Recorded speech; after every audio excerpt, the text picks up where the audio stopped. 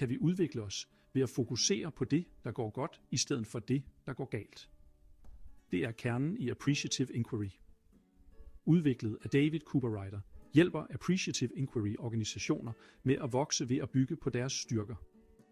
5D-modellen er et procesværktøj til at udvikle organisationer gennem fokus på styrker. I 1980'erne bemærkede Cooperrider noget interessant. Når organisationer fokuserede på deres succeser, var de mere tilbøjelige til at gentage dem.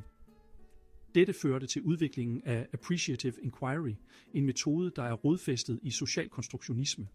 Ideen om, at vi skaber vores virkelighed gennem interaktioner.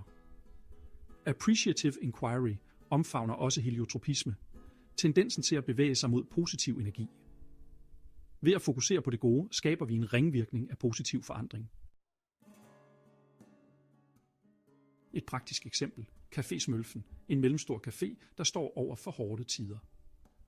Salget er faldende, og kunderne virker ligeglade. Personalet, en blanding af erfarne baristaer og nye medarbejdere, mærker presset.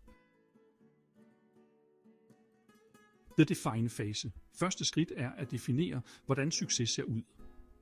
For Café Smølfen handler det om at skabe fantastiske kundeoplevelser. Hvis vi var kendt for at have den bedste kundeservice i byen, hvordan vil det så se ud og føles for vores gæster? Hvilke konkrete ting kan vi gøre for at få hver gæst til at føle sig værdsat og speciel? Ved klart at definere deres mål, sætter Café Smølfen en positiv retning for forandring. The Discover-fase. Opdagelse af skjulte perler i kundeservicen. Dernæst ser Café Smølfen tilbage på tidspunkter, hvor de udmærkede sig inden for kundeservice. Kan du fortælle om en gang, hvor en kunde gik herfra og følte sig rigtig glad, og hvorfor? Hvad gjorde vi for at skabe de positive oplevelser? Ved at identificere tidligere succeser afdækker de skjulte styrker og bedste praksis. The Dream Phase. Brygning af den perfekte caféoplevelse.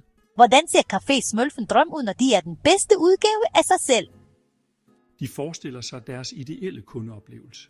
Hvis vi kunne designe det perfekte cafébesøg for vores gæster, hvordan ville det så være? Hvordan kan vi yde den ekstra indsats for at skabe en virkelig mindeværdig oplevelse? Denne fælles vision giver teamet energi og et klart mål. Designfasen fra vision til handling, en opskrift på succes. Med en fælles drøm forvandler Café Smølfen sin vision til konkrete handlinger. Hvilke konkrete skridt kan vi tage for at gøre vores drøm til virkelighed? Hvem tager ansvar for hvert handlingstrin, og hvordan kan vi støtte hinanden? De laver en plan, der beskriver roller, ansvar og tidslinjer. Destiny-fasen. Opretholdelse af momentum for positiv forandring. Endelig sætter Café Smølfen sin plan i værk. De følger fremskridt, fejrer sejre og forbedrer sig løbende. Hvordan vil vi måle vores succes med at skabe en bedre kundeoplevelse? Hvordan kan vi støtte hinanden og forblive engageret i denne positive forandring? Ved at integrere disse ændringer i deres kultur, sikrer de langsigtede succes. En lysere fremtid, en kop ad gangen. 5D-modellen giver Café Smølfen mulighed for at forvandle sine udfordringer til muligheder.